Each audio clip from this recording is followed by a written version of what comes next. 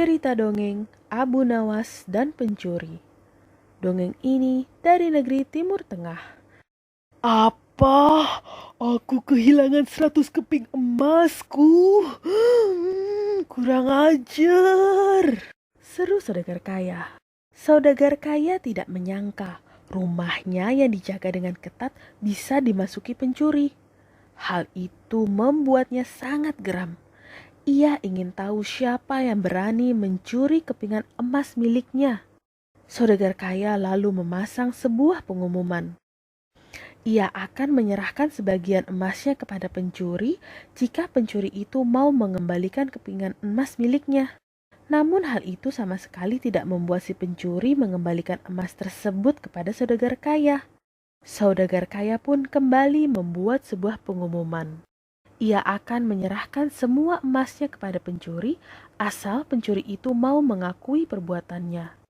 Tentu saja tidak ada seorang pun yang datang kepadanya. Pencuri itu sangat senang. Rupanya jati dirinya tidak diketahui oleh saudagar kaya. Akhirnya saudagar kaya membuat sebuah sayembara. Ia akan memberikan semua emas itu kepada siapa saja yang bisa menemukan pencurinya. Sayembara itu diketahui oleh para penduduk. Ternyata banyak sekali yang ingin mengikutinya. Aku akan berpura-pura mengikuti sayembara itu ucap si pencuri. Hampir semua penduduk mengikuti sayembara itu, termasuk si pencuri emas. Ia melakukan itu agar tidak ada yang curiga kepadanya.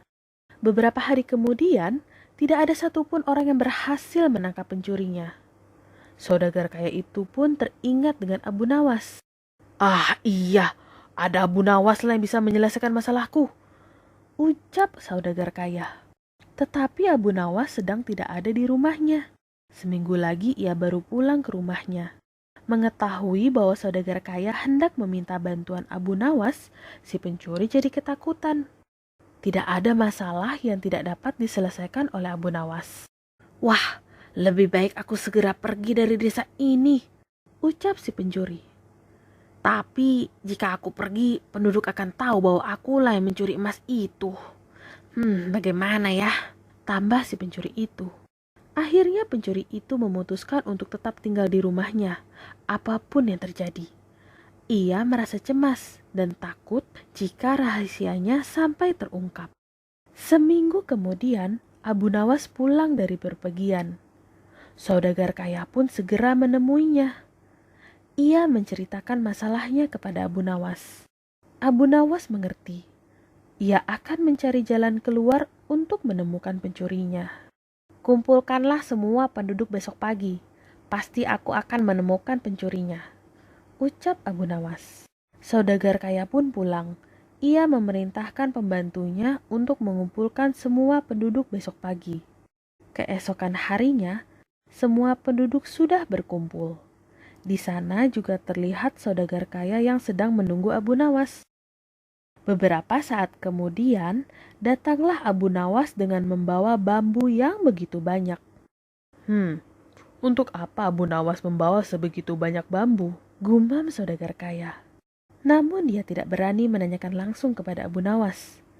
Ia yakin bahwa Abu Nawas dapat menemukan pencurinya. Kemudian Abu Nawas membagikan bambu itu kepada semua penduduk, termasuk kepada si pencuri.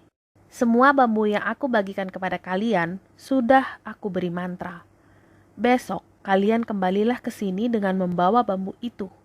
Bambu itu akan menunjukkan siapa pencurinya, ucap Abu Nawas.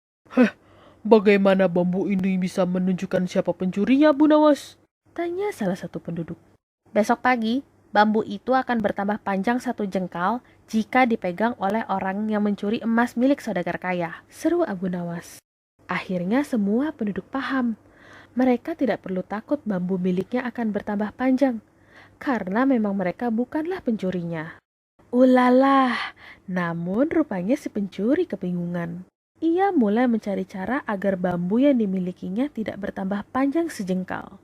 Malam itu, pencuri memotong bambunya sepanjang 1 jengkal. Ia yakin dengan memotong bambu itu 1 jengkal, maka bambu miliknya tidak akan terlihat bertambah panjang dengan yang lain. Pagi harinya, si pencuri berkumpul dengan penduduk. Mereka menyerahkan bambu itu kepada Abu Nawas satu persatu. Abu Nawas pun mulai mengukur panjang bambu itu.